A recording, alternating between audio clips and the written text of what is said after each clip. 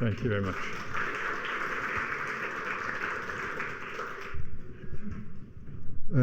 Okay, I'm going to start. I want to just make a couple of points first of all, that if you would like to ask something as I go along, then by all means do so. Sometimes saving questions to the end is not an ideal thing to do, especially if it's something that bothers you. So I'm very happy to be interrupted if you have some contribution to make or some question about the things I'm saying.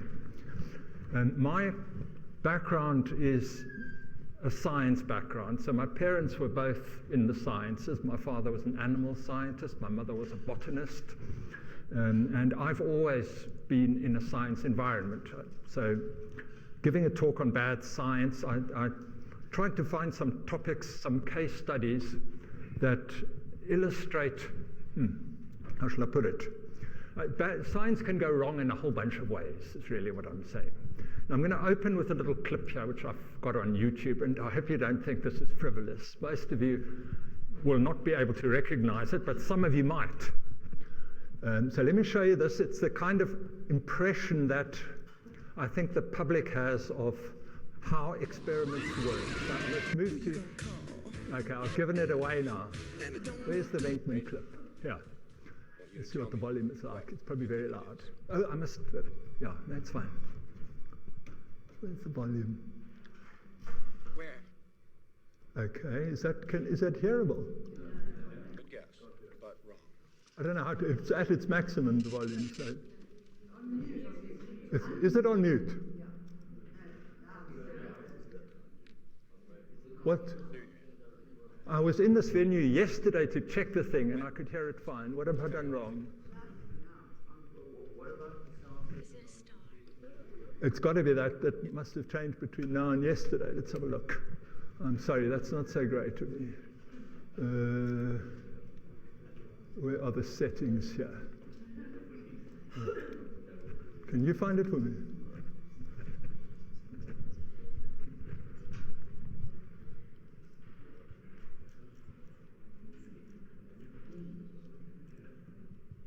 Well, yeah.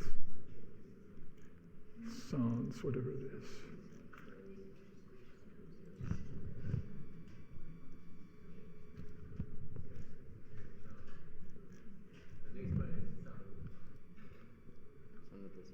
It's 100%. Is the output device right?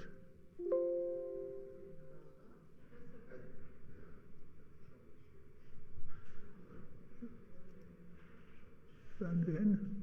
Is a start. Very good. It is bad science, I'm sorry.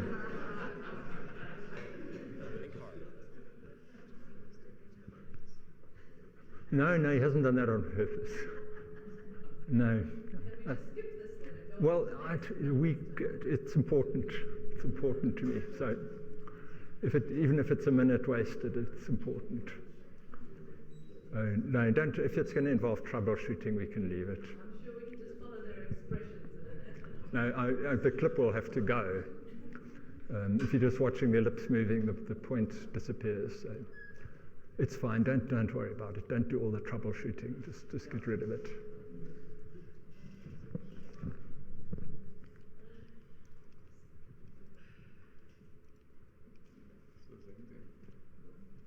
What's about the next volume button? Are there two? No, this is the only one. It's not running from here, huh? No. From the mic. Okay, never mind. Just leave it. It's okay. We'll skip it. The point was meant to be that this experiment was Dr. Venkman's experiment on ESP, extrasensory perception, and he was dealing with students who underwent or could undergo electric shocks when they guessed incorrectly. So it looks a little bit like the famous Milgram experiment in psychology, but it's a typical example of what happens in people's minds when the word experiment gets mentioned. You see some scientists sitting behind a desk and some student volunteers willing to take the shocks or do the shocking. I don't know, it's easy to criticize. There are all sorts of things wrong with this experiment if you looked at it from the point of view of design. But let me deal with somebody I admire tremendously in the scientific world, and we'll get the good scientist out of the way first.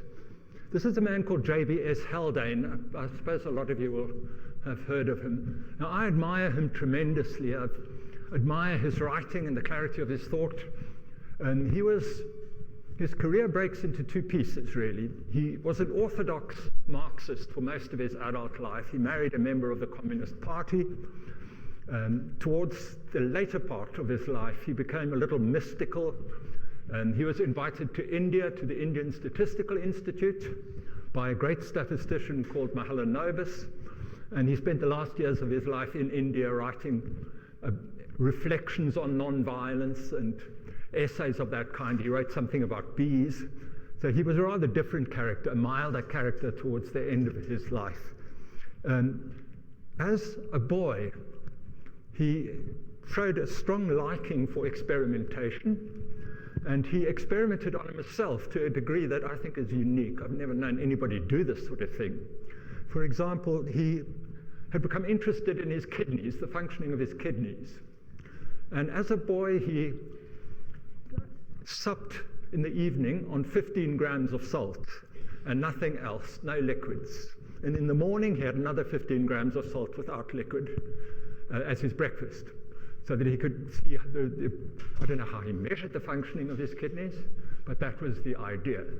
Later in life, during the Second World War, he was approached by the Navy, the British Navy, and I don't know if this is common knowledge, but divers who breathe oxygen through a tank at considerable depths are at serious risk of all sorts of things. Oxygen toxicity. They tend to have convulsions and fits, and it's a very dangerous thing, breathing relatively pure oxygen at high pressure. Now that was known, but that was about all that was known. And Haldane subjected his wife to a series of 17 experiments. And she had during that time 5 convulsions on different days.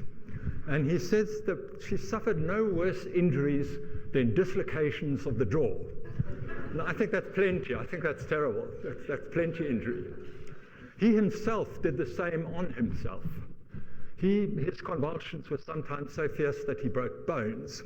And in fact, he broke his coccyx, and meant for years afterwards he could only sit if he had a soft pillow. He was in pain for years.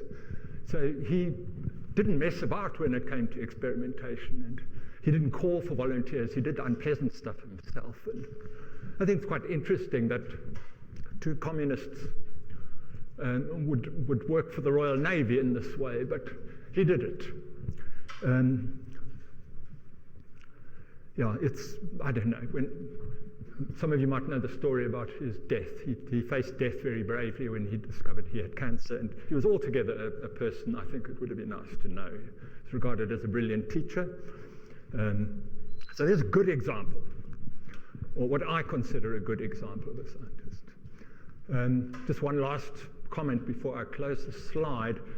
When his father, I think, studied hemoglobin, whether it was a medical person or just a biologist or scientist, I don't know. But the little Haldanes, the boy and girl, used to be sent out into the street to recruit school children to come in. And his sisters recorded as telling people, "Come inside, my father wants your blood."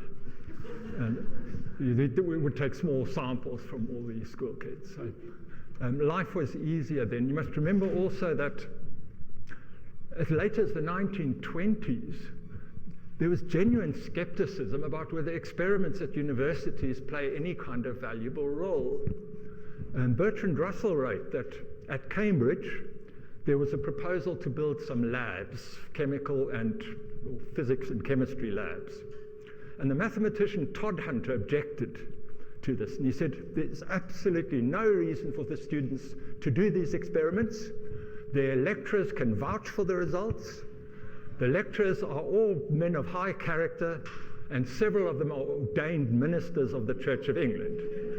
So the students must take it as true because their lecturers say it. And that was the 1920s. It's a long time ago, but not all that long ago. Anyway, so we have a different view about experiments now. They happen all around us, and we don't consider that these things can be left to the authority of a lecturer or somebody of that kind. Now, I said nothing more about Haldane, but I see I have left one thing out. He experimented on animals sometimes, but he had a rule which he followed absolutely rigorously. He conducted no experiment where he did not himself undergo the treatment first, or sometimes subsequently. So he would not subject an animal to anything that he himself had not experienced.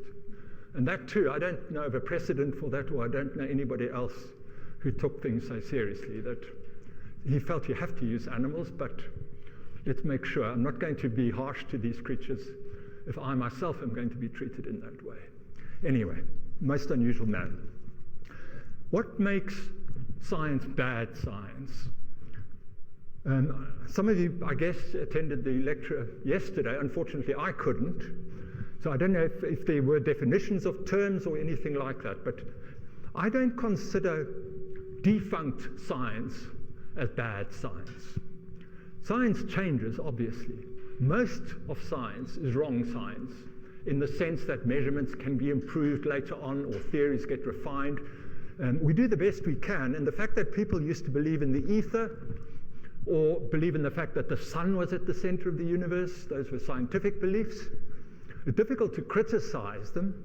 They were generally held at that time. They are no longer held. So defunct science isn't bad science, at least not the way I look at it. I have a quote here from an astronomer who said, "Science is the only self-correcting human institution." And it progresses by showing itself to be wrong. And I think that's true. Old science, redundant science, isn't necessarily bad science. What is bad science? I think pseudoscience is bad science, false science, that looks authentic. You've got references and footnotes and things. You've got an italicized introduction with an abstract. It looks like good, solid science, but it's not. I don't know. Pseudoscience in South Africa, the HIV business, I think, the viridine trials, the attempts to find a local cure, the African potato stuff, the olive oil and lemon, and the whole story there, I think, was pseudoscience. And pseudoscience easily switches into anti-science, really, and we're seeing some of that in this country with traditional healers. You might remember a former minister saying, "If people tell me they are feeling better, why must I go away and do science on them?" As if anecdotal evidence taken on a certain day has the same weight as a clinical trial.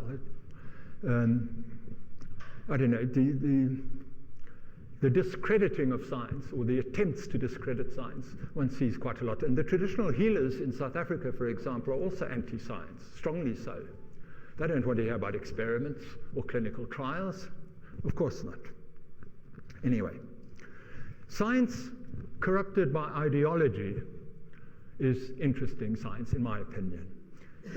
It could be political ideology, and we've seen this recently with the neocons in the US and their opposition to stem cell research, for example. They are opposed to it for ideological reasons. That's what it amounts to. The well-known example in Russia of Russian genetics, which was almost destroyed by ideology. Acquired intelligence. Do we get it from our parents, or do we get it ourselves through our own reading and our own hard work? That's an issue that has deep ideological implications.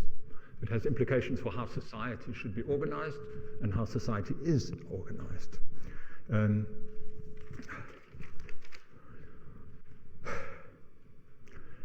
me show you the ultimate in ideological contamination, if you like, of science.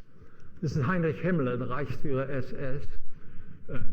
Some of you may know he was given to cranky theories. He was believed, for example, in what was called the Eislehre. There was a popular theory based on just one textbook, which said that the stars are actually, there is only one star, that's the sun. The other things we see are ice crystals. And the center of the Earth, even though it's hot when you go down a bit, the center of the Earth is ice also, and all the planets are made of ice. And Himmler was inclined to believe in that sort of thing.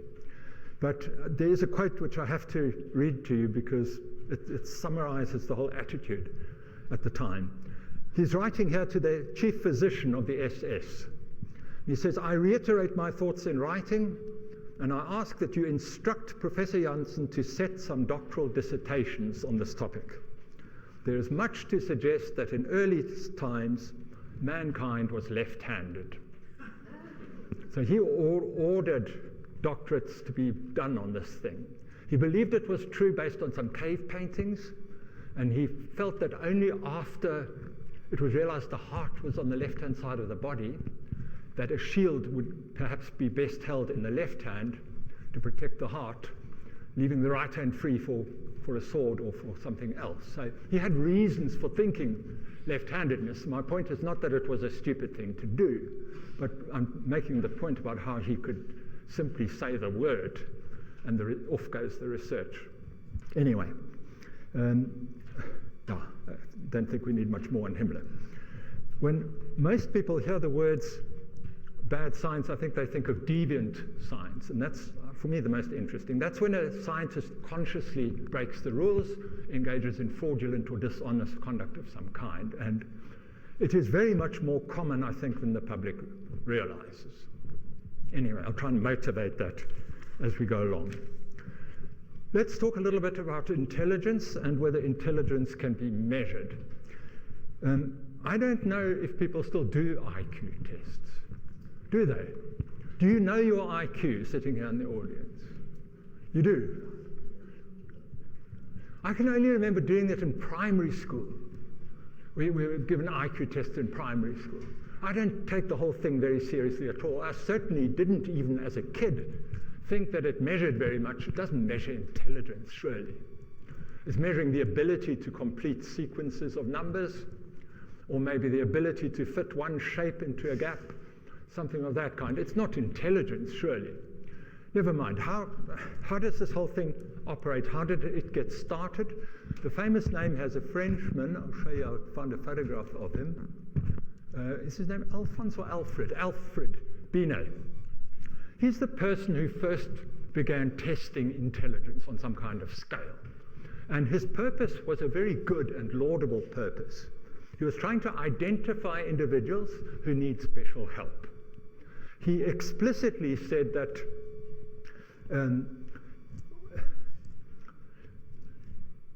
he did not want teachers to say, here is a tool for getting rid of kids we don't like or kids who are difficult to teach.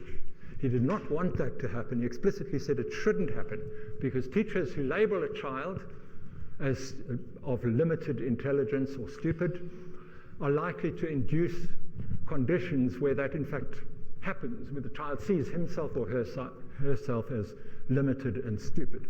So Binet's motives were good motives, the very best motives. 3 people in the US are largely to blame for perverting the whole thing, for making use of it, an intelligence scale, in a very nasty and damaging way. This is a man called Goddard. He was head of research at something called a training school for feeble-minded boys and girls. So he had access to experimental material, if you put it like that. The language at this time was rather fuzzy when you look at the early tests. People talked about high-grade defectives or feeble-minded. Words like that were in use. And in fact, Goddard is the person who brought the word moron into common speech. It comes from the Greek word for foolish. When Goddard spoke about morons, he didn't mean, today it's an insult, right? You call somebody a moron, you're saying you're absolutely stupid, right? Am I correct in that? It's a harsh term. Goddard had a category for morons, and they were limited individuals, but they weren't completely stupid. Anyway, he's the inventor of the phrase, or the term moron in modern science. His dates I haven't got here, it doesn't really matter, the early part of the 20th century. Goddard felt that people of limited intelligence were a threat. They were a threat to society, and they should certainly not be allowed to reproduce themselves, because Goddard believed intelligence is inherited, and lack of intelligence is also inherited. So people, according to Goddard, who did poorly in IQ tests should be monitored quite closely. They must certainly never be allowed to marry. That was out of the question. And there was talk about sterilization, because you can reproduce your line without getting married, obviously. So Goddard felt that this was a powerful political tool, really, the measurement of intelligence, if completing a questionnaire can be described as measuring intelligence. Excuse me. Yeah, so he talked briefly also about colonization, that maybe something like Madagascar could be used to put defectives in there, like some giant leper colony, where they're out of the way and you don't have to worry about them. But that obviously went nowhere. In about 1918, Goddard began visiting Ellis Island a lot in the US, the entry point for foreigners, people wanting to be Americans and arriving mainly from Europe or from Ireland. He began testing all immigrants on his scale. And he was horrified by the results. They didn't look like he had thought. Something like 83% of Jews were feeble-minded, according to his scale, were morons. Something like 79% of Italians were morons. 87% of Russians. Now, he himself began to feel a little uneasy about this, right? Part of the reason why this happened was because language meant so much, and language was so poor. You do an IQ test in English, and the instructions were particularly awkward. I can read you the sort of thing that they would say. The instructions were intimidating, and there were a lot of zeros among immigrants, because they just didn't know. They didn't know what they were supposed to do, and they were not stupid people. But they showed up as morons because they had a lot of noughts. Been trying to figure out what this guy is saying. You have a limited time. They pull the paper away from you after 1 minute or whatever it is. There were lots of zeros. Anyway, Goddard produced, I think, also at around the end of the First World War, some recommendations about it. He felt that, how should I put this? The people who are doing the drudgery in society are, as a rule, in their proper places. So he felt that certain categories of society, rewarding categories, monetary, if you like, or scientifically rewarding categories should be reserved for people. Nobody with an IQ below 100, for example, should be allowed to go into a profession, Goddard believed. He wrote in brutal terms sometimes, the idiot is not our greatest problem. He is indeed loathsome, but he lives his life and is done. He does not continue the race with a lot of children like himself. It is the moron type that makes for us our great problem. So he's concerned about people at the lower end of the intelligence scale, but not completely unteachable. No feeble-minded person should ever be allowed to marry or to become a parent. It is obvious that if this is to be carried out, this rule, then the intelligent part of society must enforce it. Okay, that's fine. Goddard wasn't above dishonesty, and some of this was only discovered fairly recently. Let me show you some pictures. He produced a book, and I haven't got the book with me, but I can show you what the cover looked like. He produced a book about what he called the Kallikak family. That was a name he had invented. There weren't any people called Kallikak, but it was made of the Greek words for good and bad put alongside each other, roughly speaking. He had found a case in the US where a single male started two different lines, one with what was called a tavern wench, a feeble-minded tavern wench, and the other was a worthy woman, a Quakeress who had money. And the book was written about these two lines and illustrated quite lavishly. Let me show you the good line. Where are we? This one, I think. Okay, I can probably make this a little bigger. Where do I increase this here? It's okay. All right, so this is supposed to be Deborah Kallikak. Whoops, sorry. Where are we? Removed it. Bigger. All right, so there she sits. She's got a book open. There's a cat sleeping in her lap. And it's just a model of a well-brought-up, well-educated, sensible young lady. Have a look at the bad line. And there were 3 illustrations in his book of the bad line, and I've just made a few here. Let's make this bigger. Okay, there are some photographs of the bad leg of the Kallikak family. And only in the 1970s, when Gould and a colleague looked at this book carefully, did it become clear that the photographs had been altered, they'd been retouched with ink. The mouths and the eyes had been changed, and the intention was to make them look sinister or stupid or dazed. And because the photograph had faded more quickly than the ink used in the retouching, it became fairly obvious, and they sent the book off to the Smithsonian, and Julie had it confirmed that only the bad pictures had been modified. The good ones of Deborah Kallikak and so on were left just as they were taken. And people were less sophisticated in those days about photographic manipulation, and it got by until, as I say, until the 1970s without anybody apparently noticing. So it wasn't enough to show them in conditions of poverty, but you had to show them as being in conditions of poverty and also sinister in some ways, a threat to society or very ugly at best. I have brought some other illustrations along, but they make the same point essentially. And excuse me. Okay, so yeah, the bad line he modified, the good line he did not modify. Where did he go? Who did Goddard hand on to? There's a person called Terman. Where is he? Over here. Okay, so this is another of the 3. This is the 3rd one in this set of American psychologists who misused intelligence. Terman was a professor at Stanford, and you might know that the original test was quickly called the Stanford Binet test for IQ. That was due to Terman largely. He was a full professor at Stanford, and he felt universal testing should take place, and he had some advantages because he was able to measure large numbers of people.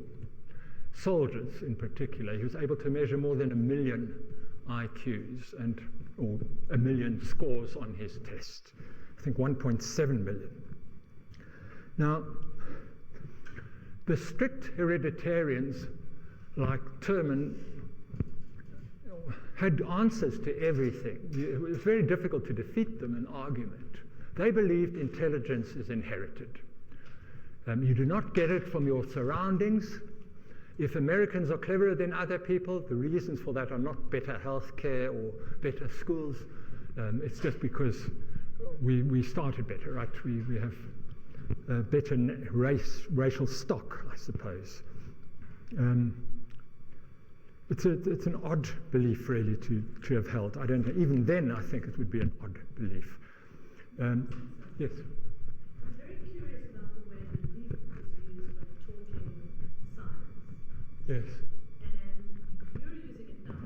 You just said that he did this IQ test on a great many individuals. Yes.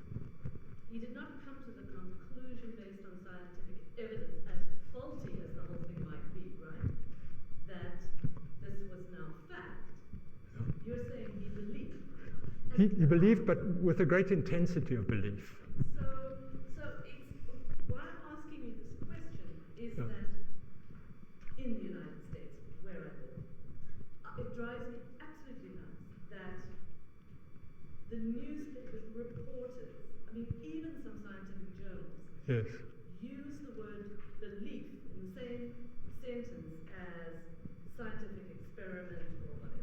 You know what I'm saying? I think so. How does one begin to unravel all of that? I think, yeah, in the case of these three, somebody once said that as soon as you start talking about intelligence, the shutter goes down, and they preach what is called the hereditarian catechism.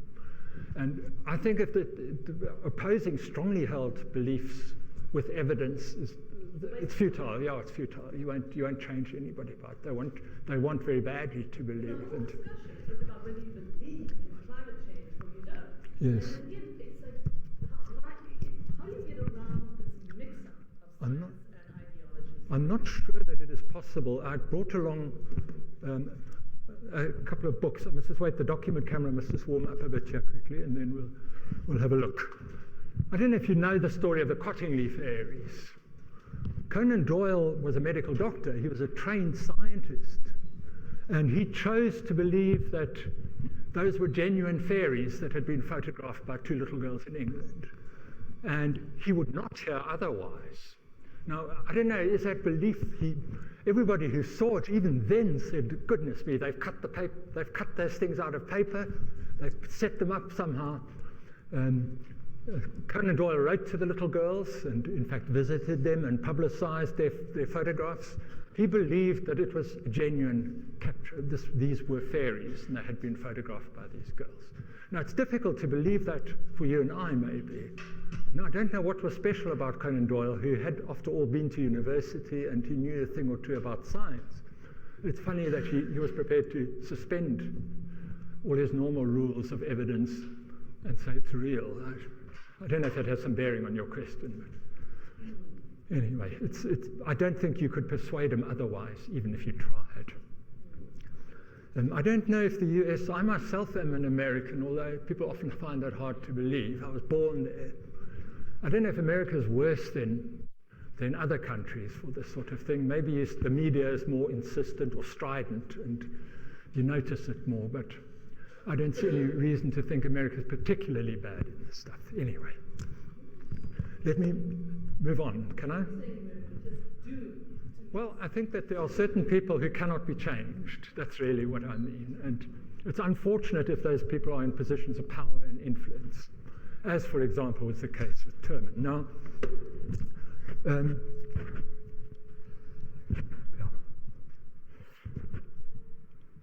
Terman is also known for having invented what were called fossil IQs. I don't know if anybody's heard of those. Fossil IQs, the idea was that if we can look at the past, the last 2,000 years, and identify particularly successful people, statesmen and presidents and religious figures, scientists, writers, it should be possible to make a judgment of their score for these people on an IQ test. Obviously, they never took a test, right? They've been dead for centuries. But it should be possible to reconstruct an IQ for them. Terman gave the highest IQ to two people. One of them was Galton. The other one was the German Goethe. He gave them each IQs of 200. There was a marshal who fought with Napoleon, who as a boy had been a cabin boy on 2 long voyages made by a French naval vessel of which his uncle was commander. Now, you're going to construct an IQ for this person. They said in Terman's text, well, nephews of battleship commanders probably have IQs which are slightly more than the average. But he went for 2 long journeys, and he was still a cabin boy at the end of those 2 long journeys. He can't have been that impressive an intellect. Let's give him 105, for example. So fossil IQs were an attempt to reconstruct a test score for people who had never taken a test. A book was written about it, and it sold very well. The whole thing is too ridiculous for words, and they did, at least in the book, try to be, I won't say honest, but try not to hide the fact that a lot of guesswork was involved. They had different categories for these fossil IQs, some where there was lots of evidence, and some where there was very little evidence available, and some where there was almost no evidence, we're just guessing a number for this person. Anyway, so they were by and large, I think, artifacts of other things, because people who are prominent for some reason get written about a lot. You see them in the encyclopedias a lot, and it doesn't follow from that they are intelligent people. It's not as if volume written or length of writing has something to do with the intelligence of the person. Anyway, we'll move on, I think. The last individual was Yerkes. I said that Terman was the last one. He wasn't. It was this fellow down here. Maybe I'm pronouncing his name wrong. I've always said Yerkes, another American psychologist. And he was a classic hereditarian. Late in his life, it seems he changed his views a little and moderated them slightly. But he worked with a subset of data that had been collected by Terman. He had one assistant for this work, and it staggers me to think about it. They looked at 160,000 questionnaires from people who were in the military. 2 people. It always mystifies me how they found time for everything back then. They didn't have the internet, so they didn't have that wasting their time. They just had paper. But at 160,000, it's horrifying. This labor of trying to do a statistical analysis there. It's scary. You look at what correspondence of Victorian people, Darwin and people like, massive volumes, book after book. How did they do it? How did they find the time for all that stuff? Anyway, they managed. So there was lots of data available by this stage. Now, Yerkes was the most obviously racist of the 3 American psychologists, and he was very keen on showing that white IQs of Americans were higher than black IQs, and he succeeded to his satisfaction in showing that. He went further when it came to immigrants to the US. He said that darker people of Southern and Eastern Europe are less intelligent than those of Nordic ancestry. So from the north and the west of Europe. And he had some figures to support his argument. He said the US Negro has an average mental age of 10.4. Polish immigrants, 10.74, slightly cleverer. And it was a blatant attempt to impose rules on the basis of race, really. He wrote a report about these 160,000 people. The report was 800 pages long. It's not often mentioned today because the results were essentially valueless in it. The modification that Yerkes made to the IQ test was he had an alpha test and a beta test. And the alpha test was sort of the stuff that we think of, completing sequences of numbers and so on. The beta test was meant for people who have language troubles. So there it would be more pictures. What's wrong with this picture? I'll show you some bits of the beta test here. And again, I'm sorry, I have to switch between the document camera and the PC here. I would not myself very much have liked to take one of these tests. Okay, let's have a look at it. This is, over here there was a test, they were meant to complete the picture or identify what's wrong in the picture. Have a look at the pocket knife there, number 10. Can you see there's a rivet missing? I wouldn't have noticed it. What about number 15? What's missing there? It's a bowling alley, right? A bowling ball is missing. When they came to mark, they said, if the ball is in his hand, that's wrong, you can't give that. Because from his action, it's perfectly clear he's delivered it already. And that's fine. Okay, if you know bowling, you've been bowling a lot in your life, maybe you see, where here, I must put a ball in this thing. Have a look at the king of diamonds in the bottom right-hand corner. Now, if you've worked with cards a lot, you might know that there's a missing, whatever it is, there's a missing diamond in the top left-hand corner, but those are things which are culturally bound, right? If you haven't seen playing cards, doesn't mean you're stupid.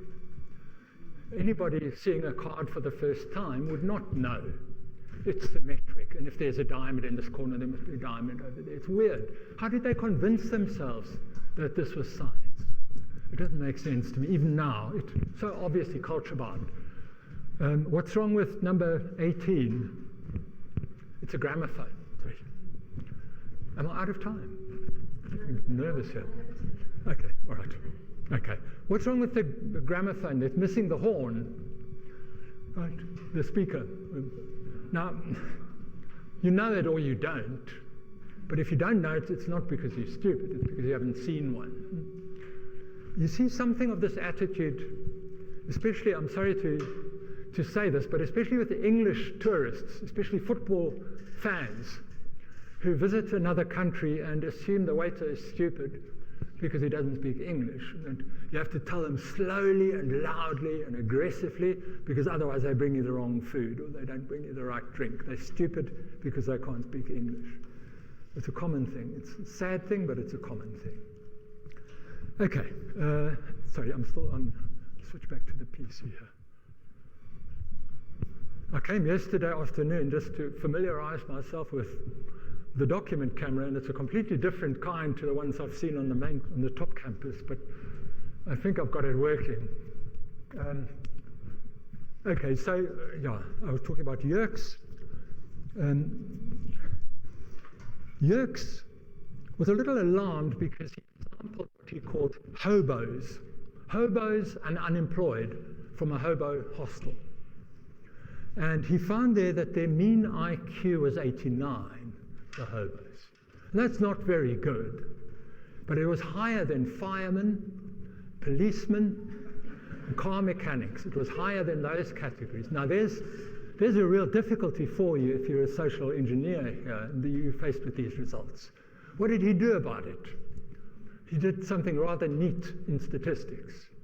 He used the lower quartile of each of those groups for the comparison, and because the hobos had some very small numbers, some numbers close to naught in their sample, the lower quartile for hobos was duly below the lower quartile for policemen and firemen and all the rest of those people. So he changed, if you like, the basis for the comparison. And it was typical of the sort of thing that was done. He was blind through most of his career to any environmental factors. Ask yourself this. Now, hookworm infestation and score on the IQ test were strongly negatively correlated. People became aware of that quite soon. Areas with high hookworm infestation tended to be areas where people did badly on the test. Now, what explanation can one give for that fact? Can you say that people in poverty, exposed to diseases of poverty like hookworm infestation, are unlikely to do very well on the test? No, you can't say that. Yerkes said, people of low innate intelligence tend to live in areas where the hookworm infestation takes place. Better educated people, cleverer people, people with a higher innate intelligence don't get hookworm infestation because they know where to build their houses, and it's almost impossible to argue. People pointed out to Yerkes that if you look at immigrants to the US for a 5-year period, the people who've been in the country 5 years do better on IQ tests than the people who've been 4 years, 3 years, 2 years, or 1 year. So that surely must point to some environmental influence here on the test score. Yerkes denied that. It wasn't evidence of that at all. Yerkes said the bad ones, the ones of low innate intelligence, don't last in the US. They disappear from their radar, they are uncontactable, or they go back to wherever they came from in the first place, and it's only the more intelligent ones who remain. And that's an argument that's quite difficult to counter. They had answers for everything. The environment plays no role at all, or a trivial role. What matters is what we get from our parents. Okay, I need to move to a British example now, and this is where deviant science gets involved. Where is he? Over here, Bert. There's a man called Cyril Burt, Sir Cyril Burt. I don't know if any of you have come across him. He wrote several books. The book that he's best known for is called The Backward Child. Now, he was a British psychologist, and for many years he was the official psychologist for London schools, and he then took the chair of psychology at University College London, which was then the most influential psychology department in the UK. So he was a very influential individual. He had high prestige. He was a difficult man, and he has been described as a tortured man. He had something called Meniere's disease. I don't know if I'm pronouncing that correctly. A disorder of the balance, I think the inner ear or something. So he wasn't a well man. But that doesn't excuse what later turned out to have happened in his science. Bert was interested in identical twins separated at birth. And you can see why that would be of interest to somebody studying hereditary intelligence. If you have identical twins, they've got the same genetic makeup. If they are separated at birth and one grows up in one town, the other grows up elsewhere, and they both turn out to be very clever, then it's because they had the genes for cleverness, not because of the way they were raised. If they both turn out to be violent psychopaths, again, it's not because of their upbringing. Environment means nothing. Bert claimed to have found more identical twins separated at birth than anybody else had ever done, more than twice as many pairs. He claimed to have found 53 pairs of identical twins separated at birth. And each time Bert published a paper on intelligence, he appeared to have found greater numbers. It became clear to people, I think in the 70s only, long after Bert's death, that the correlation coefficients had remained unchanged, even though the sample size was going up from paper to paper. Now, it's not impossible that a correlation coefficient, it's a number between 0 and 1, it measures the strength of a relationship. It's not impossible that they could remain the same, but it's about as likely as the lottery announcing the same set of winning numbers twice in a row. It's not impossible that it should happen, but it's very seriously unlikely to happen. So there was suspicion about the correlations, and a medical correspondent for the London Sunday Times, in 1976 first wrote an article which he said that Bert had been deliberately fraudulent.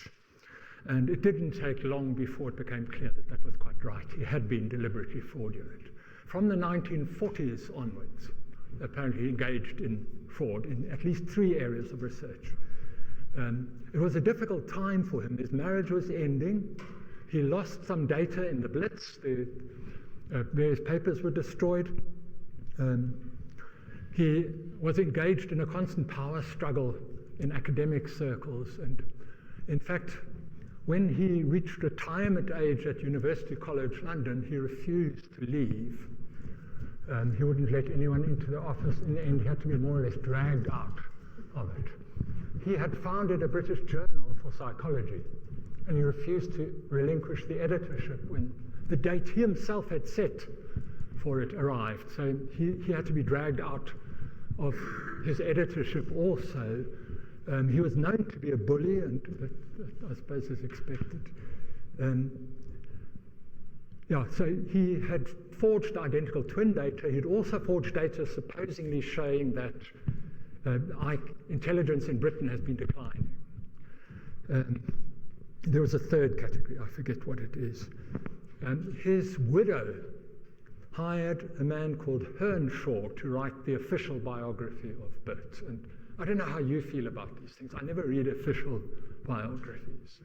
I think this is wasting your time. You're just going to hear how wonderful the person is. And they give you all the letters where the person shows up in a good light. And I think it's pointless. But Earnshaw began as a big fan of Bert.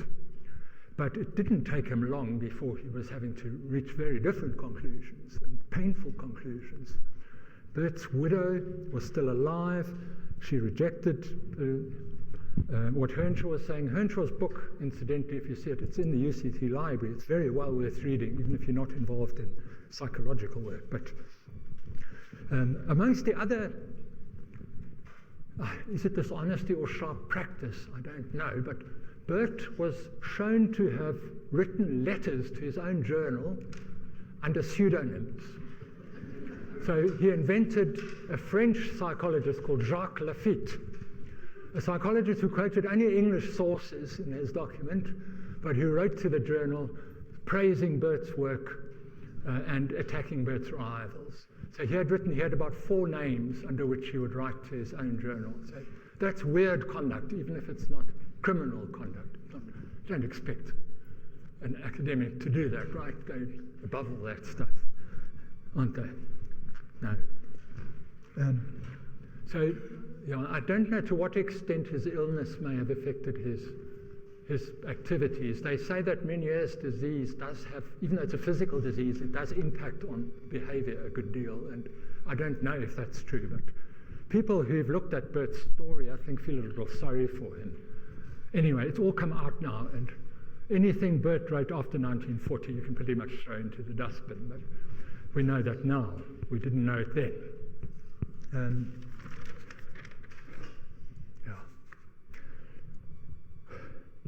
So he was also a hereditarian. He would never change. If you are clever, it's because your parents were clever. It's because of nothing else, not because of your environment.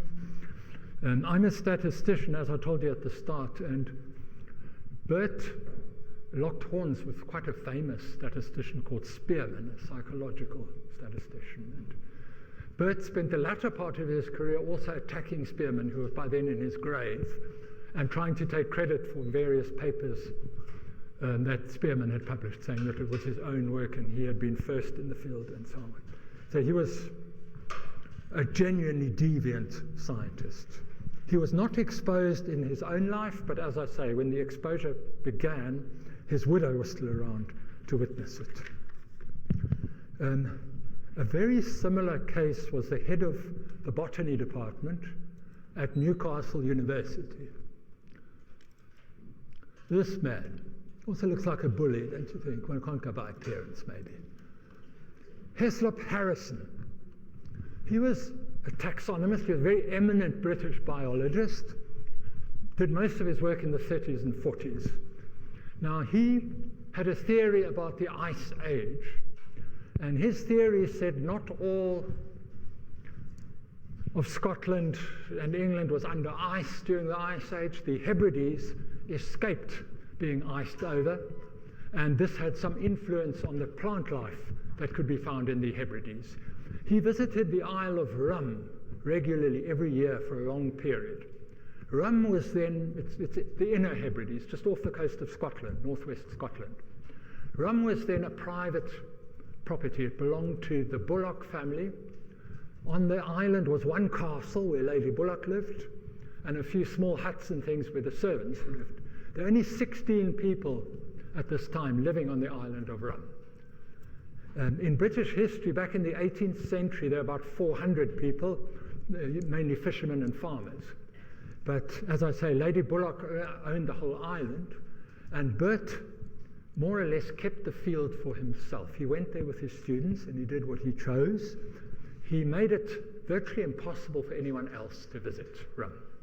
So he would explain how you have to bring everything, there's no food, you'll have to have a tent because there's no housing available, there are no roads, there are no maps. He made it sound like a very undesirable jaunt. And you can see why he would want to do this, because in fact Bert was growing plants in his own greenhouse in Newcastle, and then planting them in Rum, and then claiming them as genuine finds. And he specialized in sedges, but people became a little curious, other botanists, by this lengthening list of rarities that Bert was reporting from the island of Rum. You can see that they would, because plants like certain things.